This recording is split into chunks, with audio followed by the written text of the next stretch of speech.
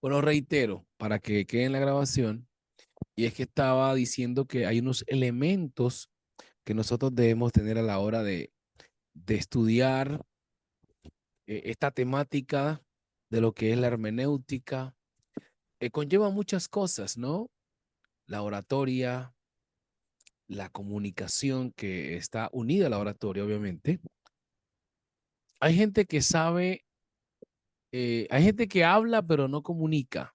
Recuerden, habla pero no comunica, es decir, no deja ningún mensaje porque no tiene coherencia en su discurso o en la idea que manifiesta. Para ello estaba diciendo que era importante entender la importancia de la gramática, las categorías gramaticales. Hablé de los adverbios, hablé de los sustantivos, la semántica, obviamente, que estudia el significado de las palabras, la etimología, que estudia la raíz de las frases. Entonces, también hablé mucho de la oratoria en el sentido de expresarnos de una manera relajada, con actitud, pero de una manera relajada, la entonación, la articulación, esto tiene que ver con la fonología y la fonética. Entonces uno se va culturizando en el tema del lenguaje, va aprendiendo ya a expresarse mejor, sea en el trabajo, sea si dirige a un grupo de personas, incluso para predicar o enseñar. También decía que uno debe identificar a su vocación. Hay una cosa que se llama vocación, otra se llama llamamiento. Perdón. La vocación es lo que alguien desarrolla sin ser llamado. Un ejemplo, al hermano le gusta jugar fútbol. Tiene la vocación de jugar fútbol, le gusta el fútbol, pero no fue llamado no ha sido llamado todavía a una selección. Hay una diferencia ahí. Pero si alguien lo ve jugar y dice, Alejandro juega muy bien, vamos a llamarlo a esta selección. Y en la selección recibe preparación para pertenecer a las grandes ligas. ¿Qué quiero decir con esto? En el sentido de lo que es la obra del Señor. Uno tiene una vocación, es que quiere servir, la vocación, quiero servir a Dios, pero no me han llamado, ¿cierto? No me han llamado. Entonces, cuando lo nombran en algún liderato dentro de la iglesia, un cargo que le llamamos, sea líder de jóvenes, sea líder de caballeros, ujier, ahí hay un llamamiento. Entonces está la diferencia entre vocación y llamamiento. Hablé de Hebreos 11:3 para mencionar de que necesitamos poner en la libreta tres cosas importantes a estudiar. Uno, el cosmos. Muchas veces lo digo cuando estamos en clases o en varias clases que doy. El cosmos, el mundo. Dos, a los que habitan en el cosmos. El ser humano, la naturaleza, los animales, o sea, el ecosistema. Uno casi que no sabe diferenciar lo que existe en el globo terráqueo, la Vía Láctea, ¿no? Sabemos que el cosmos es una cosa y la Vía Láctea es otra. A ver, Reinaldo, hermano Reinaldo, si ya se me va acomodando en cámara o si no sé si está trabajando o algo. El cosmos, ¿qué más? Drama dijo el cosmos y el segundo a los que habitan. Y la hermana Carolina me dijo que 10 minutos. Bueno, está bien. Porque vamos a hacer esta clase, como estamos terminando, les voy a dar muchísimas cosas que no vamos a alcanzar a ver. Entonces les doy como las rutas, les entrego elementos, caminos para que ustedes continúen de forma autodidacta. Hablé de los pronombres, pronombres posesivos, pronombres personales, pronombre de objeto. En inglés creo que se dice object pronouns, pronombres reflexivos, reflexive pronouns, pronombre reflexivo.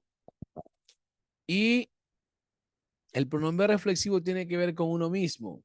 Por ejemplo, ¿cómo es? I learned English by myself. O sea, como que aprendí inglés por mí mismo, ¿no? Ese es un pronombre reflexivo. Te dice, esto, bueno, en el inglés, por ejemplo. En el español es lo mismo también. Uh, introduce, introduce to yourself.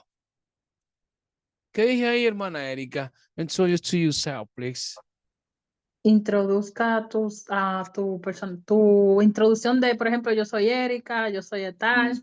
Exactamente. Ahí le estoy pidiendo que por favor usted se presente.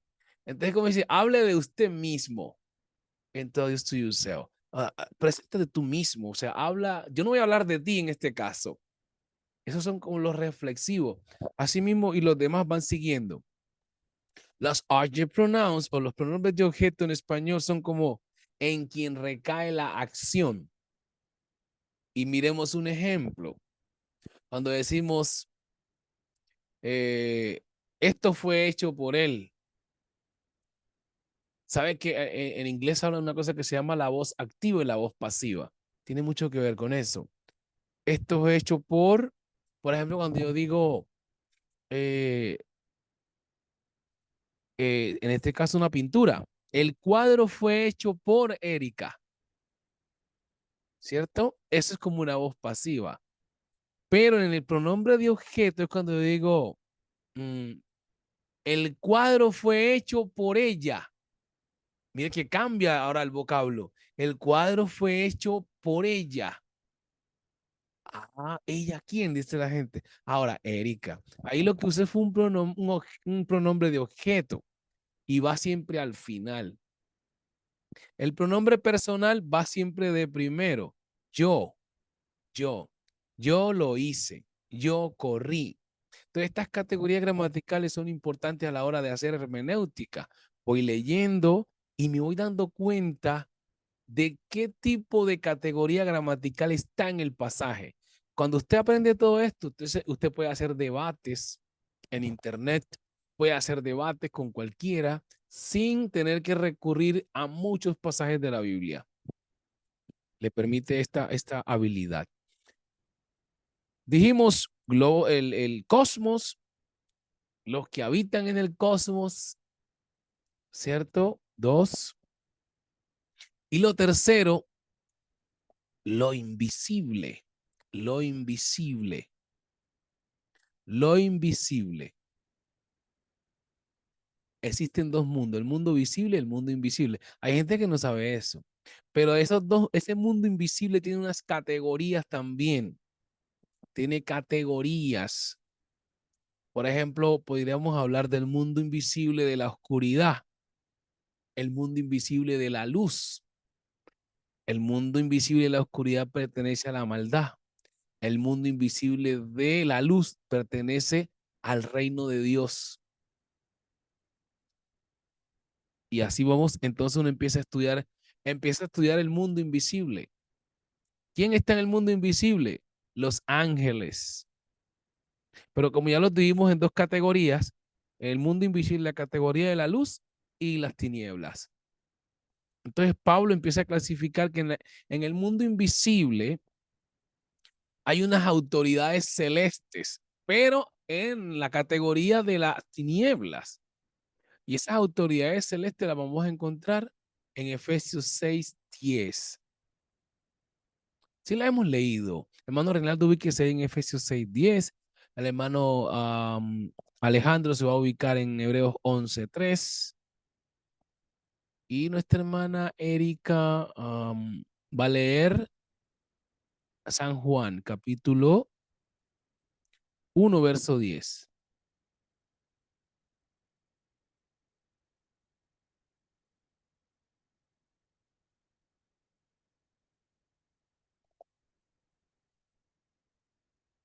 Amén. Entonces son cosas que debemos tener en cuenta. Ya vamos a entrar a algunas exposiciones y a continuar con el estudio de las cartas. Las cartas es bueno que se estudien por unidades, porque son profundas. Uno las ve que son cortas, pero al estudiarlas son profundas. Una persona puede demorarse una semana en un capítulo estudiándola se puede demorar un mes y así depende cómo investigue el estudiante. Empecemos con Hebreos 11:3. ¿Quién le tocó?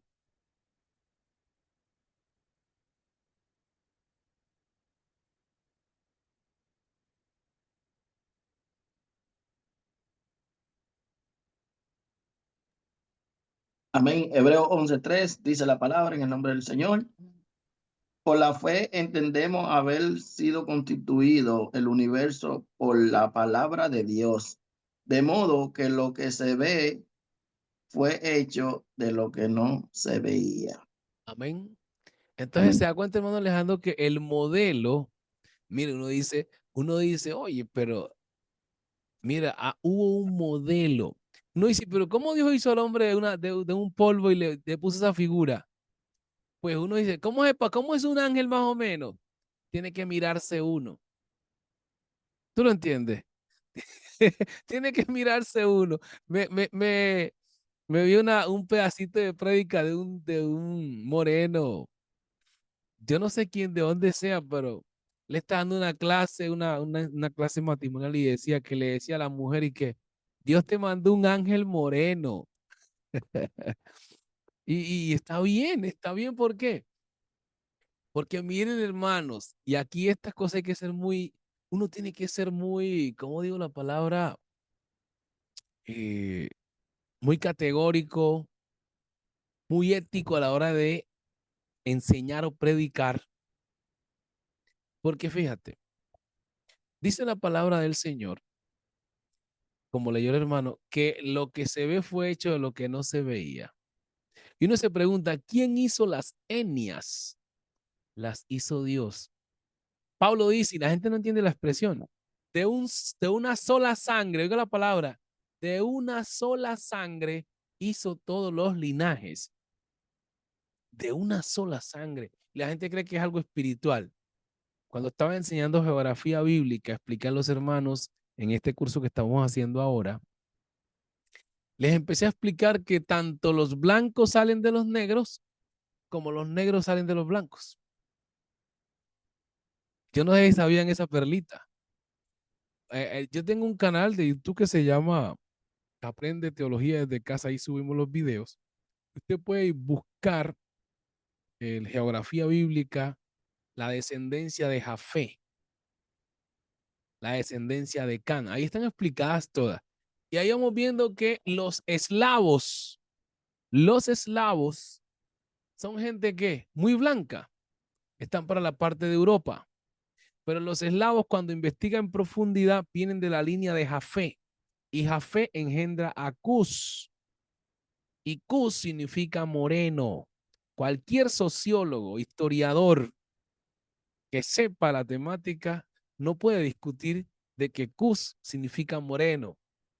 Y es cuando uno se pregunta, y le pregunto que ahorita, y perdónenme que me meta aquí en esta parte, porque como me metí en la parte que les dije que el mundo natural fue hecho en base del espiritual, significa que nosotros tenemos un modelo angelical. ¿Usted lo entiende? Un modelo angelical, porque fuimos hechos de ese modelo de los que ya existían en forma masculina. ¿Y cómo me comprueba eso? Pues el texto lo está diciendo, lo que se ve fue hecho de lo que no se veía. Había un diseño ya celestial. Había un diseño celestial. Entonces, ahí si hay preguntas, usted me la puede hacer, pero estoy hablando con Biblia en la mano. Bueno, Tengo una pregunta, hermano Maximiliano. sí, sí, amén, amén. Esto, cuando hablamos de que tenemos un modelo angelical, nos estamos refiriendo a todo el hombre de forma integral, No, bueno, sí, siga. físicamente, Ujú. mentalmente, ideológicamente. Bien, obviamente, digamos biológicamente no. Biológicamente no, porque ellos son seres celestiales, ¿no? Pero en el modelo anatómico, hermano Reinaldo, sí. La figura en el tema anatómico, fíjese que Las ciencias naturales tienen una rama que se llama biología, ¿no? Y la biología va a estudiar los órganos y también hay una parte de lo que es la anatomía. Y la anatomía tiene que ver con el esqueleto, la parte física. Entonces, aquí más que todo en el tema anatómico. En ese sentido, sí. Entonces alguien dice, bueno, ¿existen ángeles mujeres? Dice, alguien pregunta, ¿y existen ángeles mujeres?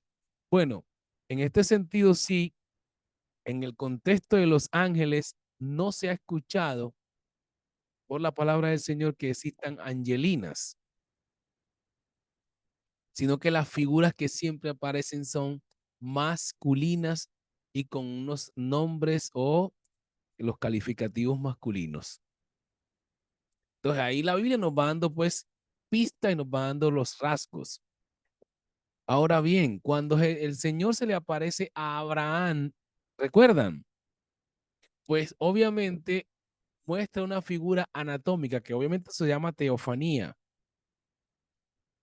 pero está mostrando la figura anatómica. Ahora, cuando sube Juan al cielo, también ve las figuras anatómicas de los ángeles. Entonces, en este sentido, concluimos que sí, tenemos ese modelo. Y otro modelo más, un ejemplo bíblico más para usted mismo, hermano Reinaldo, para que queden estas bases ya fundamentadas. Salmos 8, versículo 5 y 6. Porque no podemos hablar por hablar, tenemos que poner las bases bíblicas. Y ahora el hermano decía, y también en el sentido espiritual también, solo que no llegamos a esa categoría el 100% porque estamos en una morada terrestre. Ellos están en una morada eterna. Nosotros estamos en una morada terrestre y somos limitados. Ellos no. Ellos no. Vamos a Salmos 8, 5 y 6. Le has hecho poco menor que los ángeles, y lo coronaste de gloria y de honra. Le hiciste señorear sobre las obras de tus manos. Hermano Todo lo Reinaldo, lea el del verso 4 entonces para que tengamos la idea mejor. Eso estaba pensando. Digo, ¿qué es el hombre para que tengas de él memoria? Y el Ujú. hijo del hombre para que lo visites. Siga. Le has hecho poco menor que los ángeles, Ahí, lo que y estamos lo hablando, coronaste de gloria y de honra. lo que estamos hablando, hermano Reinaldo y todos los hermanos. O sea, que no estamos a la categoría 100% de los ángeles porque estamos ¿dónde? En un plano terrenal, pero nos hizo un poquitico menor nomás. ¿Se da cuenta? Un poquitico menor, pero como que somos esa copia, la copia, digámoslo así. Es la copia. Que la copia es muy parecida, pero no es la original. ¿Por qué no es la original? Porque obviamente está en otro plano. Está en otro plano, sufrió un proceso. Ese es el punto. Por ahí. Vamos al tema de la Tierra. La Vía Láctea. Tiene obviamente su cielo, tiene su fauna, su flora, etcétera. La Biblia también habla de esa tierra, pero esa nueva tierra. Una tierra ya que está en la categoría de eterna. Y tiene unas superioridades que pues eso ya es como que para verlo en otro momento. Pero aquí como porque esos son elementos que estoy dejando para que ustedes pues sigan profundizando más en la temática para conocimientos particulares. Vamos a leer los otros versos. ¿El cual falta? Falta otro verso, hermana Erika. ¿Cuál era? Primera de Juan, San Juan, es San Juan. sí, sí, sí, San Juan perdón. 1:10. Ajá, San Sí, Juan 1:10. 1:10, perdón. Sí, que Ajá, estaba buscando ajá, un tema respecto a los ángeles, si eran femeninos o eran ajá, masculinos. No sé si era en Ezequiel que ajá. estaba, o en otro lado, no sé si es una teofanía que está hablando, una Ujú. palabra, una metáfora donde dice como que dos ángeles, pero eran, dicen que mujeres, y que andaban con como una olla, no sé, o algo, un vaso donde la Había, maldad iba a estar.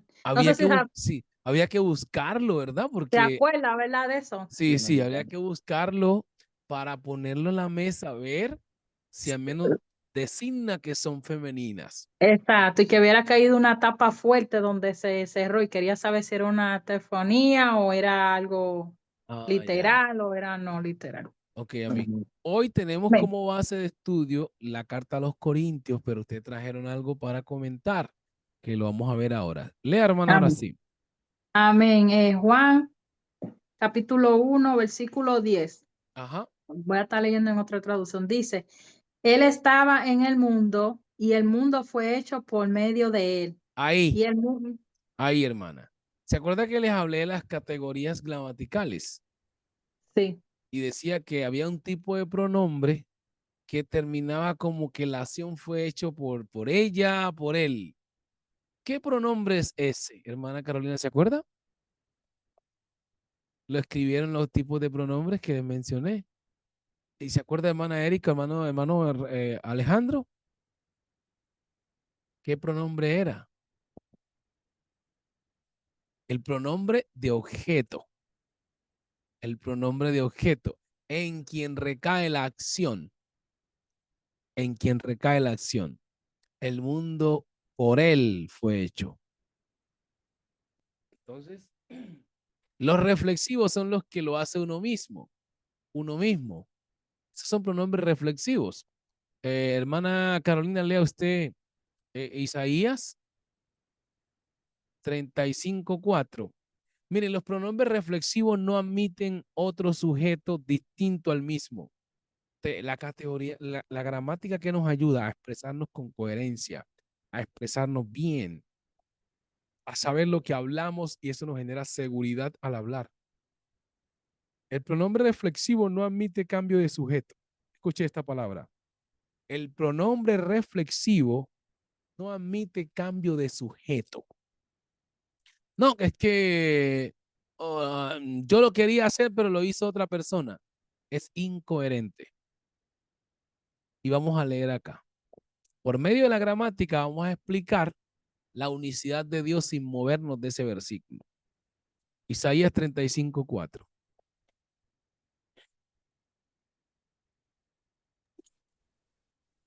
Ajá, ¿qué dice? Digan a los de corazón amedrantado, Ajá. esfuércense.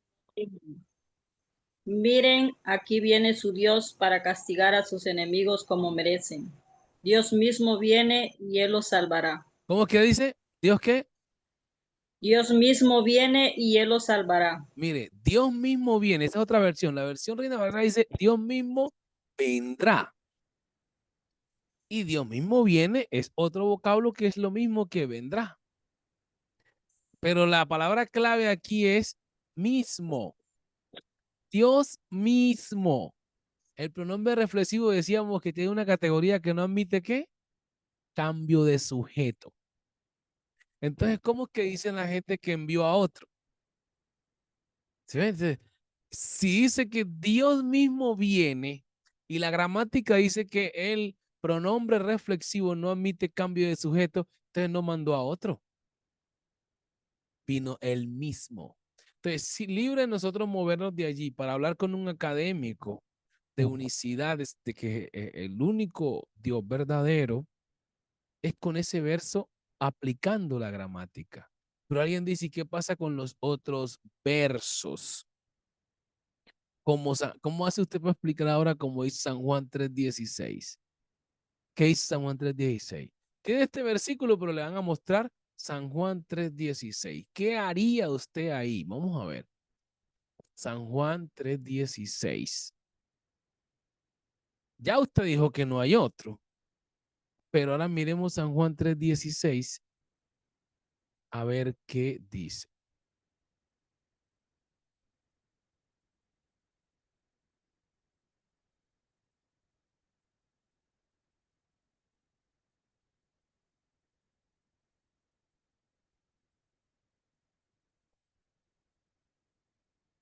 Son 2 versos.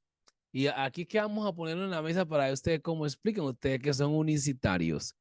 Voy a dejarme el papel un momentito, porque esto le puede aparecer a usted. Ya dijo que él no envió a otro, porque el pronombre reflexivo dice que no admite cambio de sujeto. ¿Qué dice San Juan 3:16? ¿Quién lo tiene?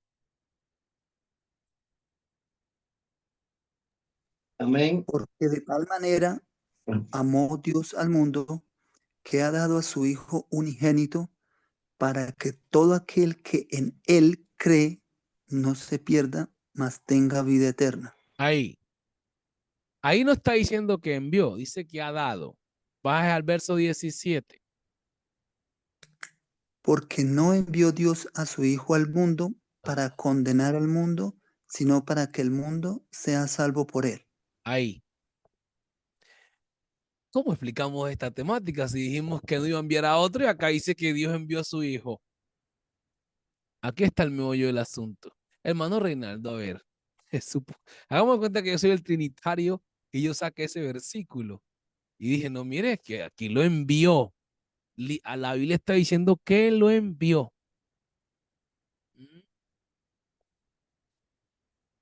¿Cómo complicadita la cosa ahí, cierto?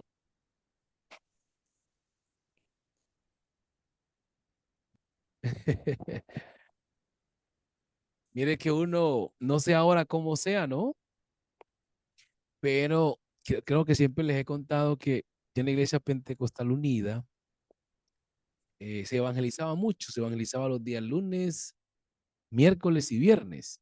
Se salía a las 2 de la tarde, a las 6 se volvía más o menos. 4 horas evangelizando, eso es bastante tiempo. Entonces, uno se encontraba con de todo, con de todo.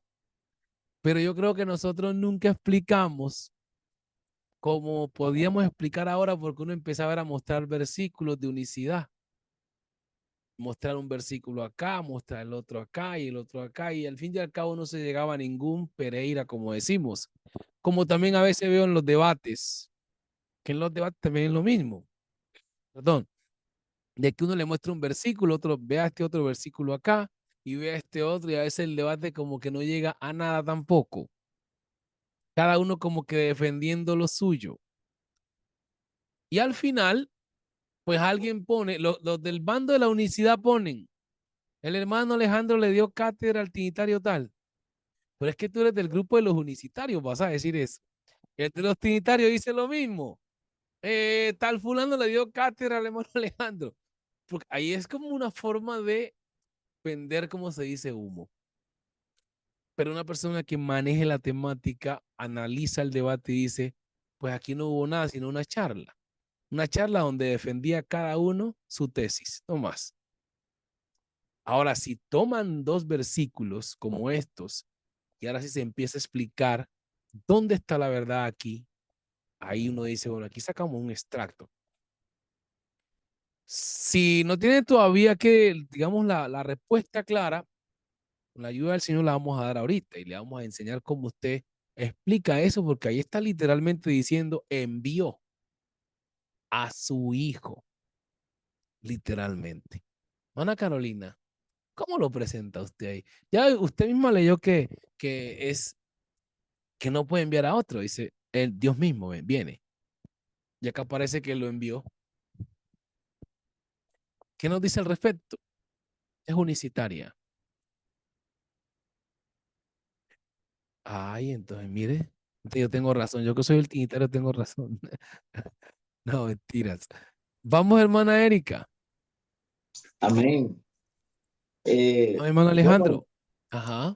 amén. Bueno, si nos ponemos a analizar Ujú. con el verso bíblico de Isaías 9:6, Sí. habla de que un niño nos es nacido y un hijo nos es dado. Ajá. Entonces creo que el hijo que nos fue dado fue del cual habla aquí que, que envió. Entonces ese hijo se llamará el Dios fuerte y el príncipe de paz. Por lo Ajá. menos así yo puedo como tratar de explicarlo un poquito más. En el en el tema de lo que es el Hijo. Ajá, ajá. Bueno, el hermano Alejandro está llegando a las pinceladas. Diría Yo yo que... tengo Ajá. otra. Amén, A bien ver, puedan. Estamos poniendo pinceladas, las que pone el hermano Alejandro, están interesantes, que pueden ser parte de lo que podemos asociar en todo lo que vamos a hablar ahora. Porque por ahí ya uno está tomando como que una idea de que el niño que va a nacer ya es padre. Eso me nacen preguntas acá. Esto no se ha visto en la historia. Bueno, pero dejémoslo ahí. Vamos, hermano Reinaldo. bueno, yo pienso que sin salirnos de los versículos, porque Ajá, realmente nosotros los pentecostales somos muy dados a buscar versículos de aquí para allá, pero lo que la persona quiere es la explicación de ese texto como tal. ajá, Entonces, yo me iría por el desglose, por llamarlo de alguna manera, de ujú, los términos utilizados en el verso 16. Comienza diciendo, porque de tal manera amó Dios al mundo. Entonces, ajá, tendríamos que descifrar, bíblicamente hablando, ah, qué es Dios, la esencia de Dios, porque ujú, ahí dice amó Dios. ujú, Listo, que Dios es espíritu. Entonces ya me puedo referir a Juan cuando habla de que Dios es espíritu, la esencia, explicar la esencia de Dios bíblicamente hablando, ujú, utilizando otros verbos. Y luego ya después de haber descifrado bíblicamente el término Dios, tendría que irme a la segunda parte del versículo, dice que ha dado a su hijo. ¿Qué es lo que la Biblia llama hijo? ujú, Según la Biblia. Entonces ya, por ejemplo, utilizar términos como los que utilizó el hermano de Isaías, la profecía, ajá, Mateo 1:21, que dice el ser que nacerá de ti será llamado hijo. Ya con eso, entendiendo el término Dios y el término hijo, me iría de una vez, inmediatamente me iría para que esa parte donde dice, para que todo aquel que en él, el término él, el pronombre él, que ujú, es el personaje que está hablando y se está ujú. refiriendo a él, al mismo autor. Por ahí más o menos me iría yo para descifrar el texto. Amén. Bonito, bonito. Se siente bonito lo que están haciendo. Pues aquí donde ustedes están hablando así ya de esta manera, fíjese que hasta yo que estoy enseñando me estoy quedando como escuchando, escuchando lo que, y uno se va quedando, fíjese que uno se va quedando porque están hablando con bases. Entonces uno voy a escuchar porque realmente lo que me están presentando tiene coherencia. Entonces, mire lo que usted acaban de mencionar, haría que un interlocutor los escuche. Entonces, sí es necesario el conocimiento, porque hay gente que dice, no, este es uno de los, este es, ¿cómo es que dicen? Los pentecostales repiten lo mismo, pero al escucharlo a usted, dice, pero espérate, espérate un momentito, este habla distinto, tiene una manera de comunicar distinto, escuchémoslo a ver. Entonces, lo que están haciendo ustedes es tomar los términos y sacar las palabras y explicar esas palabras. Ya eso causa un impacto. Dice, voy a hablar con una persona que creo que ha estudiado. La gente dice, esta persona se nota que ha estudiado. Y pues la gente le gusta mucho hoy escuchar a las personas que saben. Sí. Entonces, sí, como ustedes están hablando, hablar de Cristo o de Jesús no es con un solo versículo. Aunque lo intentemos, no podemos. Aunque lo intentemos, no podemos porque Jesús es un misterio. Jesús es un misterio. Y ese misterio hay que explicarlo desde las profecías bíblicas. Ah, no, es que quédese con un versículo. No puedo, porque Jesús es un misterio en la historia. ¿Cómo usted me prueba eso? Lo probamos en Efesios capítulo 3. Por eso las cartas que estamos estudiando son la explicación de ese misterio. Y está basado en quién? En Cristo. Cristo para muchos fue un misterio. No lo creyeron como el Dios que se manifestó en carne. No lo aceptaron. Entonces seguía siendo ¿qué? Un misterio para toda la gente. Un mito, una leyenda, un misionero, un aparecido, un revolucionario.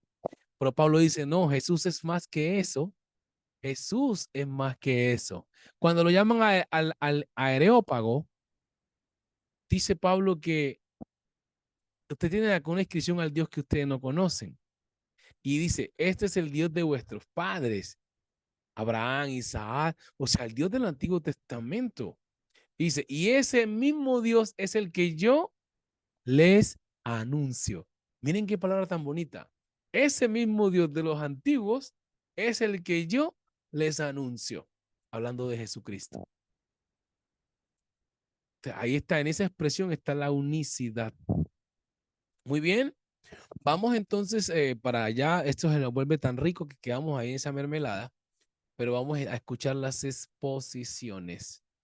Hermana Erika, empezamos con la suya y así sucesivamente.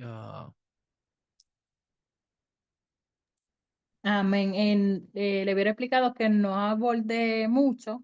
Ajá. Eh, Chequeé, pero había ciertos tipos de sinagoga, como el mundo ahora está Ujú. un poquito medio descontrolado en el internet y siempre tienen diferentes tipos de explicación. Pero investigué las preguntas que usted me mandó a investigar. Por ejemplo, las preguntas son, Ujú. un momentico por aquí. Amén.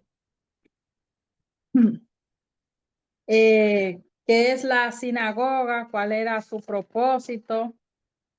¿Y qué se hacía? Ajá. Pues la palabra sinagoga viene de un término griego que quiere significar lugar de reunión o congregación. Ajá. Uno de las funciones que establecía la sinagoga era que se podía discutir cuestiones, era un lugar de culto, de adoración, de reunión, de hablar del Señor y de enseñar. Pero una de Ujú. las cosas que se enfocaba más era en enseñar, porque también lo usaban como escuelita para los niños, tanto para adultos como para de todo tipo de edades.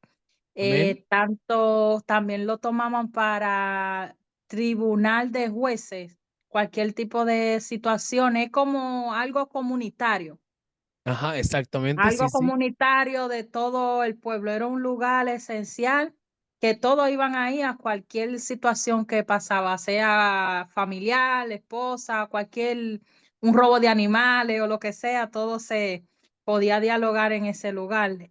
También vemos que en Lucas y más adelante Jesús iba al templo para poder leer los rollos, ¿verdad? La palabra. Y ahí pues se hacía eh, pues los cultos y eso. Pero el objetivo principal era enseñar, era lo más importante. Eso no cabe duda, no había otra cosa sino Amén, amén. enseñar. Amén. Ujú. Así es, así es.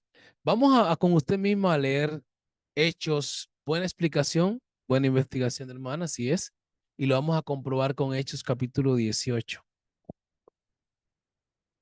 Así era un lugar de reunión. Digamos, es como cuando lo que hacemos ahora, tenemos la iglesia central, pero tenemos lugares de reunión donde se enseña, no como un culto como tal, pero sí se da como la didáctica de las doctrinas que se necesitan para la salvación. Así era la sinagoga, un lugar donde podía ir un líder encargado a dar la enseñanza de Moisés o las leyes de Moisés. Hechos Amén. 18. Ujú. Hechos 18. Verso eh, 4 en cap- adelante. ok. Dice en el nombre de Jesús. Y discutían en la sinagoga todos los días de reposo y persuadía a judíos y a griegos. Amén. Sigo. Entonces, hasta ahí. Lo que estamos viendo es que ahí en la sinagoga, pues, ¿qué se hacía? Se discutía temas. Ahí lo dice. Los días sábados, todo el mundo se reunía allí y ahí había la oportunidad de ¿qué? De hacer un debate. En el culto no se puede, estamos en el culto. Aquí en la sinagoga sí. Y como usted lo dijo, era utilizado como escuelitas o como lugares de reunión para discutir temas sobre las leyes, sobre problemas sociales, problemas espirituales y así sucesivamente. Esto eran las sinagogas. Así que muchas gracias, hermana, por ese aporte en la investigación. Hermano Reina Alejandro.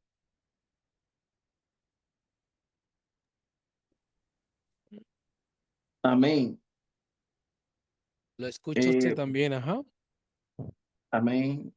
Bueno, usted me puso como tarea investigar sobre los viajes misioneros de Pablo. Amén, sí, señor. Y bueno, eh, no recuerdo dónde lo escribí, pero tengo un poquito en la memoria. Ok, ok. Amén. No, Amén. no problem. Y, Amén.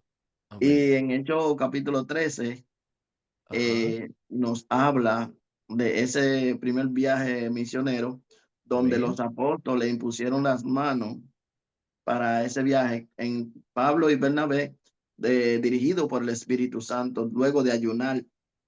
Amén. Y Amén. bueno, en ese primer viaje misionero, ahí vemos cómo el Señor lo usa y también alguien que se resiste, que se deja usar del enemigo, pues él, lleno del Espíritu Santo, dice que se le oponía para que el otro no creyera. Entonces, cuando Ujú. él le dice al procónsul que va a quedar ciego por oponerse, por ser de obstáculo, Amén. Amén. y se gana la vida del otro, del compañero, dice aquí, déjame ver. Entonces el procónsul, viendo que había sucedido, creyó maravillado de la doctrina. Amén. Entonces, vemos que este primer viaje fue en Chipre, que actualmente Turquía, es Ujú. Turquía, sí. Y entonces ahí, bueno, pues andaron varias ciudades predicando la palabra. Amén. Y pues también vemos el segundo viaje que fue a Corinto. Sí, Oh, señor. ese, sí, entonces ahí entra lo que usted estaba predicando ahorita hace ratico. Y Ajá. ese pedacito como que es bien emocionante porque Amén. él no le lleva la contraria de una, sino le busca Ujú. como una estrategia para agarrarlo. Amén. Amén. Amén. Sí, señor. Amén. Sí, amén, amado pastor. Bueno, hasta ahí para seguir avanzando. Amén. Amén. Felicitaciones, porque fíjese que la investigación que usted hace lleva un hilo conductor y eso está bonito. Parte del inicio de el llamado y el ser enviado. Después de ayunar, los hermanos y Pablo y Bernabé son seleccionados para las misiones y arrancan su viaje. De uno ir estudiando los viajes misioneros de Pablo le ayuda mucho para comprender las cartas y darse cuenta que él fundó la iglesia en tal parte, fundó casi la mayoría de iglesias. Entonces Pablo era como un padre espiritual para la mayoría, para los Gálatas, para los de Colosas, para los Corintios, y todos los tenía como a hijos, tanto que él decía, hasta que vuelva a sufrir dolores de parto, hasta que Cristo sea formado en vosotros. O sea, tenía esa pasión, era como lo que dicen hoy, el ministerio paternal es que dicen, la paternidad, paternidad, utilizan en algunas iglesias el tema de la paternidad. Pablo la utilizó, Pablo la utilizó. Amén, ahí me levantan la manito, amén, Amén, amado pastor. Bueno, amén. eh, quería resaltar que he observado en las cartas como que Pablo amaba mucho a Timoteo, como que lo estimaba mucho y le tenía un gran aprecio. Sí, señor, sí, así es. Oye, hermano, pero te has ido como observando delicadamente las cartas. Mira que eso es bonito porque así es. A la persona que Pablo le tiene como más cuidado, más afecto, por así decirlo, de compañerismo, es a Timoteo. Mira, a la persona que usted más le da consejo, si usted es una persona que se preocupa por usted, por su bienestar, por su vida espiritual, está ahí, esa persona le tiene afecto a usted. Y Pablo estaba muy preocupado porque Timoteo, como después que él se fuera de este mundo, qué iba a hacer de la vida de Timoteo. Tenía una preocupación. Le decía, entre tanto que yo voy, ocúpate en la lectura. Le da un consejo. También le decía que tuviera mucho cuidado con el tema de la doctrina. O sea, que era un discípulo de esos amados. Ajá, sí, señor, así es. Hermano Reinaldo, ¿trajo algo de su exposición también? Sí, señor, a mí me correspondió exponer acerca de los Césares. Oh, amén. Sí, señor. Vamos adelante.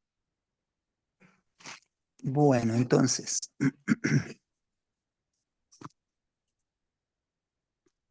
Ah, el tema es los Césares en el periodo de la persecución de la iglesia. Entonces, la amén. persecución de la iglesia cristiana primitiva por parte de los emperadores romanos, que eran los Césares, es un fenómeno histórico muy significativo que conforma la identidad eclesial y teológica. Inicia entonces los principales césares en el periodo de la persecución de la iglesia en el año 54 al 68 después de Cristo con Nerón. Es el primer César, considerado el primer emperador que persiguió de manera oficial a los cristianos, responsabilizándose, y un hecho bastante importante en la historia, responsabilizándolos del incendio de Roma en el 64 después de Cristo. Amén. Bajo su gobierno fueron martirizados el apóstol Pedro y el apóstol Pablo, según la tradición cristiana. Su Amén. persecución se localizó en Roma, pero marcó un precedente para los demás césares que venían en la historia. Amén, Después hermano, de Nerón hermano, viene, hermano Reinaldo, permítame un paréntesis ahí. sí, señor, Hablando de los Césares, que usted está investigando de una manera muy, muy magistral, que está exponiéndolo y nos va ayudando y le va a ayudar a todos los que miren este video, porque va a ser como la línea para ir encontrando qué pudo haber pasado en ese periodo de reinado de dicho emperador y por qué Pablo se dirige de esa manera. Uno también puede mirar cómo observar lo que pudieran haber pasado esos cristianos en esa época. En la época de Nerón, que usted dice que es una persecución la inicial, hay un incendio, se culpa a los cristianos. Ahí aparecen lo que cuando bueno, muere Pedro, Pedro muere crucificado. Entonces vamos mirando, estamos hablando de la época, hermano, me dijo la época eso fue en 54 al 68. 54 al 68. Hay unas cartas que son escritas en ese periodo. Eh, tenemos la carta a Filemón, fue una. Tiene otra por mencionar, hermano Reinaldo, en esa época. Vimos Y la de los Efesios, Efesios. la carta a Filemón y Efesios. Son cartas que Pablo escribió desde la cárcel, ¿no? Siendo prisionero. Pero vamos a seguir con su exposición, sino que estamos poniendo este cuadro allí para ir mirando unas cartas que se escriben durante ese periodo de tiempo. Siga, Después de hermano. Nerón, entonces continúa del año 81 al 96 después de Cristo Domiciano. Es el siguiente César en la implementación de la persecución a los cristianos. Implementó medidas de represión contra quienes se negaban a rendir culto al emperador. Autores como Suetonio y Dion Casio mencionan su carácter autoritario. El Apocalipsis de Juan suele relacionarse con su persecución, especialmente en Asia Menor. Se localizó la persecución de Domiciano. Aquí vale la pena aclarar el tema de el culto que se le rendía al emperador cuando lo llamaban señor, ¿no? Sí, señor, así es. Amén. Gracias, hermano, por esa parte, porque dicen que es relevante, relevante. En la construcción de este estudio, mis hermanos, y ese debe ser el objetivo principal. El objetivo principal es la construcción de este estudio, fortalecer tanto nuestra fe como la pasión por conocer más a Dios y su propósito con la iglesia, que la iglesia la conformamos todos nosotros. Los padecimientos que tuvieron ellos físicamente, quizás hoy nosotros no los vivimos, pero los podemos vivir espiritualmente. En este sentido, el hermano está hablando de esa época hasta el 96. Juan es el último apóstol. Dicen que él murió más o menos en el año 100. Ahora bien, si Juan muere en esa época, que es el último de los apóstoles, tenemos que mirar que después del año 100 siguen quienes la era de los padres apostólicos. Si usted quiere escribir eso, es importante. Los padres apostólicos. Los padres apostólicos eran los discípulos de los apóstoles. Entre ellos hay uno que se llama Orígenes. Orígenes es uno de ellos. Mira, aparecieron muchos líderes y algunos sacaron herejías. Es bueno estudiar eso. Los padres apostólicos. Eso se ve en historia de la iglesia. Entonces, la parte de lo que el culto al César. El culto al César pues era un ritual muy tremendo en el sentido de que todos, como estaban bajo el imperio romano, había una especie de que si usted visitaba o donde quiera que usted fuese, viva el César, mi señor. Viva el César, mi señor. Y había que arrodillarse. Ahora, los esclavos que servían al emperador, cuando se convertían, entendían que el César no era el Señor. Y ya no querían arrodillarse, ni tampoco rendirle culto o reverencia como un Dios. ¿De dónde? Entonces se pregunta el rey o el mayordomo, ¿de dónde aprende este esclavo que ya, o sea, este esclavo se me está poniendo rebelde? Nunca ha sido así. ¿Qué pasó? Alguien le dice, siempre tienen los reyes consejeros, ¿no? Ellos nunca actúan de inmediatamente como de manera exabrupta como nosotros que ya vamos a pensarlo. No, ellos empiezan a investigar de dónde le aparece este tipo de comportamiento. ¿Dónde lo aprendió? Y la noticia llega es que hay un movimiento nuevo, hay una revolución, en otras palabras, los que te quieren hacer el golpe de Estado. ¿Y quiénes son ellos? Los famosos cristianos. Dicen que el único Señor es ese Jesús que crucificaron y que supuestamente está vivo, porque no creían que hubiera resucitado, y que supuestamente está vivo y Él es el que los guía. Y esa nueva doctrina es que no se puede adorar al emperador. Le vamos a enseñar entonces qué significa ser rebelde. Y entonces pues creaban ciertas torturas. Fuera echarle toda la familia a los leones, pero le pedían que por favor, no queremos hacerles daño. Simplemente digan que el César es el Señor. ¿Acuerdan el verso que está en Romanos 10 que dice, y dice esta palabra, toda lengua confiese, todo aquel que invocar el nombre del Señor será salvo, ¿no? Todo aquel que invocar el nombre del Señor será salvo por el nombre de Jesús. ¿Por qué está esa frase ahí que han malinterpretado?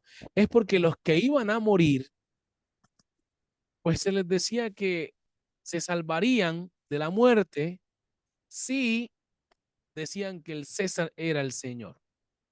Y entonces Pablo les escribe y le dice que no, que hasta el último momento de su vida digan que Jesús es el Señor y van a ser salvos. Vamos a leer el pasaje para que lo comprendamos en el cuadro histórico que está mencionando el hermano. Entonces ya ahora vamos a empezar a ver luz en los pasajes bíblicos con este contexto histórico. Romanos 8. Romanos 8. 18. No, hermano, Romanos 8. El 8. versículo que estamos buscando, que toda lengua confiese que Jesús es el Señor, ¿es 10 qué? Es 19, que si confesares con tu boca Eso, que Jesús es el Señor y creyeres en tu téngalo allí. Vamos a leer, y estos pasajes son claves. Hermana Carolina va a ubicarse en Romanos, la misma carta, Romanos 1, 16 y 17. Estos versículos se dicen por decir en la iglesia, pero no, hay que saberlos decir y por qué. La hermana Erika va a estar leyendo Romanos 8, 28. El hermano Alejandro tiene Biblia en la mano. Exacto. Romanos 8, 35 en adelante usted.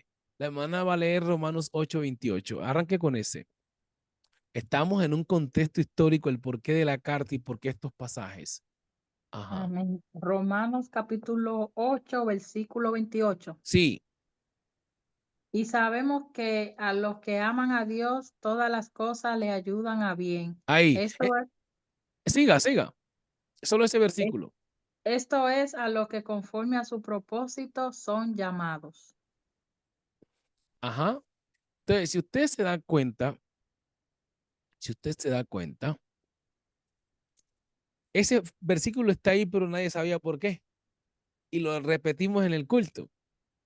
Lo que estamos diciendo, lo que Pablo está diciendo es, miren, ustedes están padeciendo, ayer mataron a 3 cristianos, lo echaron a los leones y se los comieron. Ayer lo prendieron en fuego a los hermanos tales, la familia tal de la iglesia. Ahora van a llegar, por ejemplo, llegan donde Reinaldo, donde Carolina, tocan la puerta. ¿Quiénes son los cristianos aquí? Ahí es que es el punto del cristianismo. ¿Quiénes son los cristianos aquí? Bueno, algunos decían nosotros. También hubo gente que negó la fe porque eran las torturas muy feas. Entonces están padeciendo, no saben qué hacer. Pablo para animarlos dice, mire, todo eso que ustedes están padeciendo ayuda a bien. ¿Sabe por qué? Porque hasta habían personas que estaban lanzando a las personas a los leones. Cuentan que a Policarpo de Esmirna, escuche esta, Policarpo de Esmirna le prendieron fuego y el fuego hizo surco y no lo quemó. El fuego hizo surco y no le causó ningún daño a Policarpo de Esmirna. Entonces, el verdugo que estaba haciendo esto, al ver esto, aunque al final murió, le dieron otra muerte porque el fuego no lo podía tocar, el verdugo se convirtió, cuentan los historiadores, porque decían, algo extraño hay en la fe de esta gente. Yo quiero creer en ese Dios. Entonces, entre más cristianos morían por causa de su fe, más creyentes más personas se convertían a la fe. Así ven. Entonces, todas las cosas ayudaban para bien. Morían 10 y se convertían 100. Ah, mira lo poderoso. Todas las cosas ayudaban para bien. Y nosotros, discúlpame, interrumpo ahí, hermano Maximiliano, nosotros o bueno, yo lo he interpretado mal, en el sentido Sí, de que uno recita el versículo y piensa que, ¿cómo explicarlo? O sea, uno dice, los que aman a Dios, todas las cosas les ayudan a bien, o sea, todo me tiene que salir bien, todo, bueno, todo tiene que sí. salir bien bajo mi perspectiva. Entonces, todo me tiene que salir bien y me anclo ahí, y el versículo no quiere decir eso. Exacto, sí, señor, es correcto. Mire lo que estamos haciendo es la exégesis del texto. No lo hemos aplicado todavía, estamos haciendo solamente la exégesis. Estamos en el contexto histórico y le sacamos la esencia. Ahora es cómo lo aplicamos, lo que el hermano está diciendo. Hemos estado aplicando el texto mal.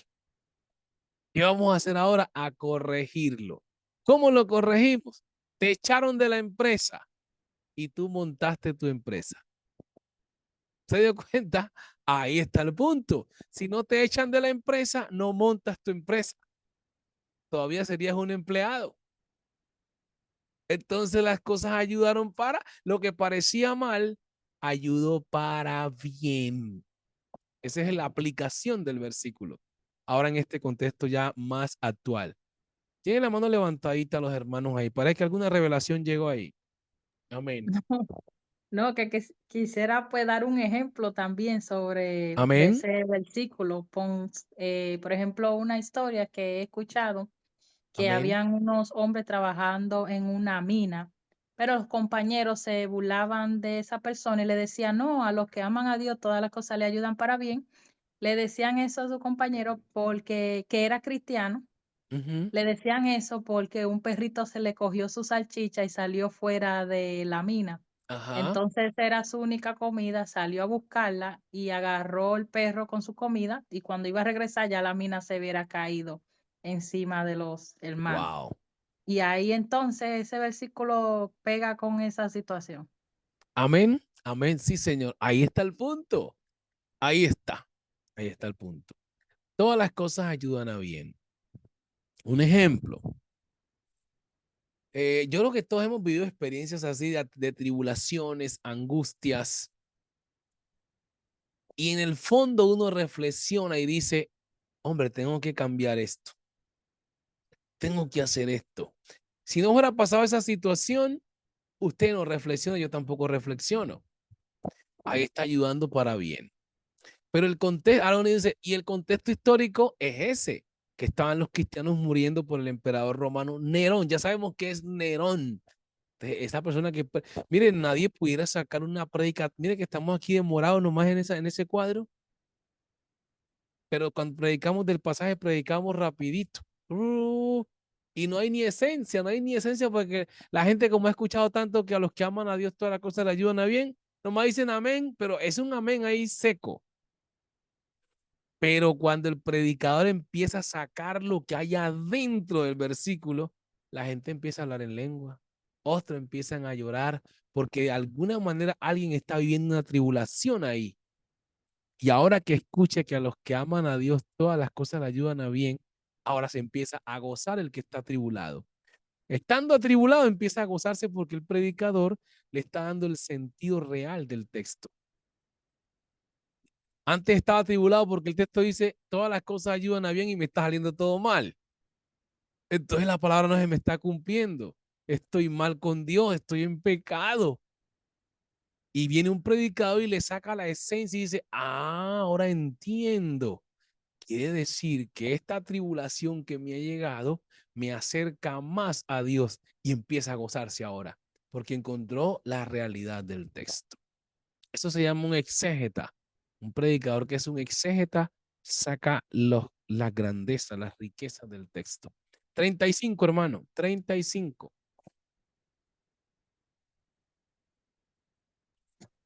Amén. Romanos 8:35 dice, ¿quién nos separará del amor de Cristo? Una pregunta. Amén. Tribulación o angustia o persecución o hambre o desnudez o peligro o espada. Digo, Sí, como está escrito, por causa de ti somos muertos todo el tiempo, somos contados como ovejas al matadero. ahí Ah, escúchese como está escrito, por causa de ti, somos, o sea, no tendría razón de ser esas palabras de Pablo si realmente no están pasando por esa situación. Un ejemplo que usted está atribulado. Por ejemplo, si yo le digo, hermano Alejandro, en la Biblia dice que por causa del Señor somos muertos todo el tiempo y hace más de 20 años que no se muere nadie alrededor suyo. Usted no siente nada así, hermano, amén. Porque no ha pasado nada. Pero si en ese momento, hace 2 días, se murió un hermano de la iglesia o mataron a un hermano de la iglesia, ese versículo llega como consolación e inspiración de fe. Entonces, la causa al efecto no se escribe por escribir, se escribe con visión y causa. Siga leyendo. verso 37 dice, ante todas estas cosas somos más que vencedores por medio de aquel que nos amó, Siga. por causa por la cual estoy seguro que ni la muerte, ni la vida, ni ángeles, ni principados, ni potestades, ni lo presente, ni lo porvenir, ni lo alto, ni lo profundo, ni ninguna otra cosa creada nos separará del amor de Dios, que es en Cristo Jesús, Señor nuestro. Amén. ¿Se dio cuenta? Pablo está mandando unos misiles de fe. Nada nos va a separar del amor de Cristo. ni lo alto, ni lo profundo, nada, ni muerte, ni espada. Él utiliza la palabra espada. Y los hermanos, y espada, ¿cómo así que espada? Porque habían algunos que eran traspasados con espadas. Venía el verdugo y los que se metían a las casas y al que encontraban. Hay una palabra, no me acuerdo el nombre de la. Hay unas películas que usted puede encontrar ese tipo de acciones.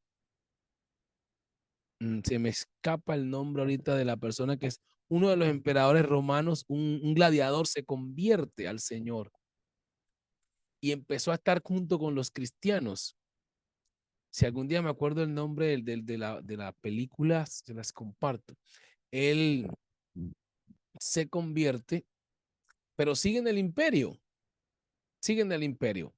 Y él se va a los cultos, se va a los cultos de los cristianos. O sea, esto pasó mucho allá en Roma. Se convertían y seguían haciendo sus labores de soldado, pero como decimos en Colombia, se volaban de allá si estaban de vigilante, de guardia, y se iban al culto escondido. Pero siempre hay alguien que va y le dice al emperador, mire, hay cierto gladiador o cierto soldado que es cristiano. Ahora, mi pregunta es, ¿por qué él no le declaraba al emperador que era un cristiano? Ana Carolina, ¿por qué? Si hay que confesar la fe al público, sino que se metía escondido a los cultos. A ver.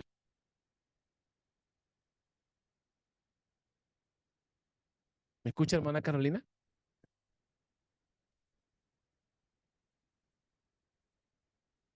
Amén. Hermano Alejandro. ¿La hermana Carolina me está escuchando o no? Le hice una pregunta. Amén, amado pastor. Bueno, según el cuadro que estamos mirando, si ¿Sí? él declaraba su fe, pues iba a morir inmediatamente, Sí, señor. porque había una persecución. Exacto, exacto. Sí, señor. Según el cuadro, dice el hermano. El hermano, ¿cómo habla? Según el cuadro que estamos mirando.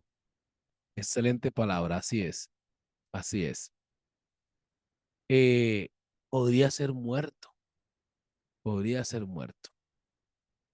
Me reí porque esa palabra la utilizo yo mucho a veces cuando hablo, que el cuadro tal, el cuadro, me encanta hablar así de esa manera porque uno se enfoca en esa parte. Hablar así como que el cuadro, es decir, vamos a ponernos en contexto. Ah, hermana Carolina, ¿nos escucha? Dice la hermana Erika, si nos escucha. ¿Qué le escribieron para ver si de pronto? Por momentos es que tengo mala la señal. Ah, ya, ok. Listo. Muy bien. Pero alcanza a escuchar por momentos, dice, no escucha todo. Es que se escucha como entrecortado. Entonces sí tiene mala la señal. Sí. Y no tiene parte donde pueda escuchar mejor porque la clase está impactante. Y queremos que algunas cosas que estamos diciendo nos ayude a leer. No sé qué versículo le dimos. Y así, estamos participando mucho en este momento. Amén, hermano Reinaldo. ¿Mm? Sí, quería preguntar, estamos hablando de Romanos 10:9, ¿cierto? 10:9 y 10. Sí, estamos en el capítulo 8 y el capítulo 9. Recordemos que las cartas no venían en capítulos y versículos, ¿no? No venían así. Entonces lo que hicieron fue como organizar las cartas, ya son otros tipos de personajes que van ubicando los libros, los van sintetizando y así sucesivamente. Hermano Reinaldo, la pregunta que tiene, ya la definimos. No, quería mirar lo del tema de la oración de fe que utilizan creo que son los trinitarios. ¿Esa está basada en Romanos 10:9 y 10? Sí, señor, sí, señor, sí, señor. Sacada de Dios mío. contexto. ¿Cuánta gente han hecho Totalmente. perder? ¿Ah? la oración de fe que se ha regado por el mundo. Ujú. Por el mundo. Ahora sí ve por qué. Yo creo que ahora sí, yo no sé, pero no era, a mí me dijeron hace mucho tiempo unos estudiantes, cuando estaba en Medellín, Colombia, hermano, ¿y usted por qué no pone un canal de YouTube y distribuye los conocimientos ahí? Porque esto no puede estar guardado, me decía un hermano. Yo enseñaba teología, pero le enseñaba a los pastores nomás. No tenía un curso como ahora. Entonces un hermano que estaba en la clase me decía, pastor, em, mande ese conocimiento al YouTube porque mucha gente tiene errado estos versículos. Yo decía, hombre, es que eso necesita mucho de un equipo de trabajo. Uno es el que da la clase, otro es el que, bueno, son una responsabilidad muy grande. Pero bien, hoy más que nunca, ustedes que están mirando esto, ustedes deberían, así sean TikTok, lo que sea, videos cortos. ¿Para qué? Para que la verdad salga a la luz. ¿Entiende? Hermanos, hay versículos que lo sacan de contexto, como por ejemplo Romanos 19. La gente dice, haga la oración de fe, pero se han puesto a fijarse en el contexto histórico de la carta a los romanos. ¿Por qué está este versículo aquí? Entonces, eso es lo interesante. ¿A quién fue dirigido y por qué? Ahora, se lo voy a explicar ahora.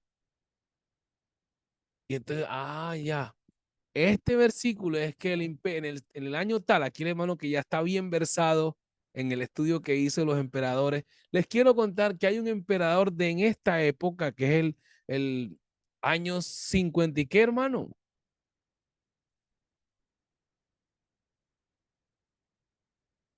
54. El año, hermano Reinaldo, usted dijo, reinó Nerón hasta el 64, ¿empezó en qué época? 54 hasta el 68. Entonces, duró 14 años su reinado.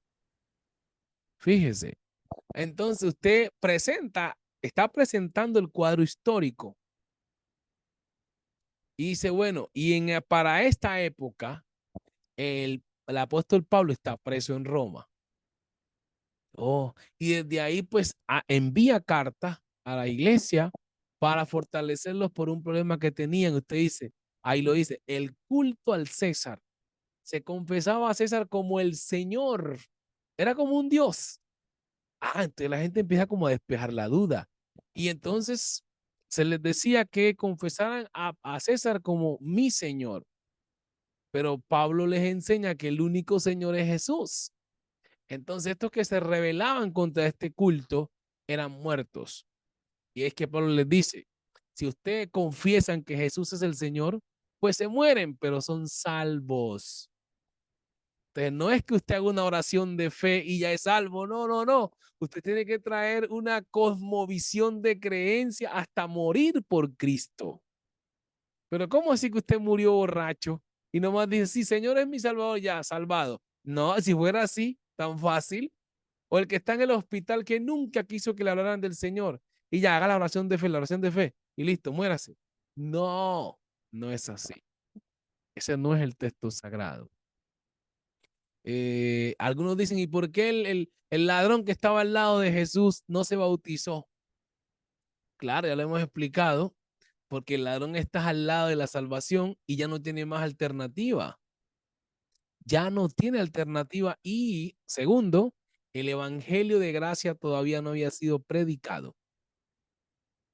El evangelio de gracia que incluye bautismo en el nombre de Jesús, llenura del Espíritu Santo y una vida cristiana, lo predicaron fue los apóstoles cuando Jesús resucitó. Entonces ya el ladrón no tendría más oportunidad. Entonces salvémoslo de una vez, porque este se va conmigo. Por él le dice, desde hoy estarás conmigo en el paraíso. O sea que es de una vez, porque tú estás listo ya para partir de esta tierra. Pero si a él le dan la libertad de que puede otra vez volver a su casa, a su familia, él tenía que unirse a quién? A los apóstoles y pasar el proceso de nuevo nacimiento, bautismo en agua. Ahí está. Muy bien. Entonces, mis hermanos, vamos a dejar hasta ahí. Hoy teníamos como premisa la carta a los Corintios y les voy a dar un brochazo. Y es que la carta a los Corintios tiene que ver con influencia griega, son griegos. Y para ello nosotros investigaremos a Platón, Sócrates. La hermana Carolina va a investigar a Platón. ¿Me escucha? Póngame un dedito arriba así. Me investiga a ese filósofo. Amén. Muy bien. El hermano Reinaldo va a investigar a los estoicos. Uy, Dios mío, lo metí a una buena filosofía. A los estoicos. La hermana Erika va a investigar los epicúreos. Mire, toda esta gente estaba en Corintios. Toda esta filosofía estaba en Corintios. Ok. Tenemos Platón, tenemos a los epicúreos y el hermano Renato le toca a los estoicos. El hermano Alejandro va a estudiar a Afrodita y a Eros. Y con eso nos quedamos. Y cuando nosotros vengamos a estudiar la carta a los Corintios, usted ahora se va a dar cuenta por qué en los Corintios había tanto desorden en la iglesia. Ahora que usted estudie toda esta filosofía, ¿por qué había un hombre ahí que tenía la esposa de la mujer de su papá? ¿Han leído eso? La gente no explica por qué. Solamente dice, no, es que los corintios eran malvados, depravados. No les voy a adelantar nada, solamente usted se va a dar cuenta ese día, ahora que empiece a investigar a estos epicúreos estoicos y estos filósofos. Y resulta que estos son griegos y tenían, o sea, la filosofía, aunque estos se convierten, todavía tienen a los dioses, como por ejemplo la diosa Afrodita es la diosa de la seducción, la diosa de la belleza, la irresistible ante los hombres. Y Eros es el dios del deseo. Eran venerados, ¿dónde? En Corintio. Entonces, el hombre que se convertía al cristianismo, pues practicaba lo que es la filosofía de Eros. Quería ser un hombre como seductor. ¿Entiendes? Seductor. Y Afrodita, pues obviamente la irresistible. Imagínense eso ahí, en ese contexto. ¿Qué hace el enemigo? El enemigo pues aprovecha ese ambiente e influencia. Y entonces los corintios empezaron a tener ese tipo de inmoralidades, pero estaban llenos del Espíritu Santo. Había muchos dones. Y Pablo lo que entra es a qué? A instruir para bien todo ese potencial que tenían, aunque ellos estaban desviados en cuanto a la santidad, en cuanto a lo moral, tenían mucha unción, tenían mucho deseo de la presencia de Dios. Entonces Pablo aprovecha eso y les dice que encaminen eso para desarrollarlo de una manera más objetiva y empiecen a hacer una selección. De la carta de Corintios es una cosa lindísima, porque también nos instruye a muchos de nosotros para la vida cristiana hoy. Así que mis hermanos, ya frente a esa investigación, nos vemos el próximo lunes. Creo que ya es la última clase que veremos de nuestro diplomado. ¿Es así, hermana Carolina? Viernes. El viernes, el próximo viernes, la última. Así que me gustaría que no se quedara ninguno. Mande por ahí. Y también falta Carlos Pedrosa para mandarle su investigación a él. la hermana, no la hermana, ¿cómo es que se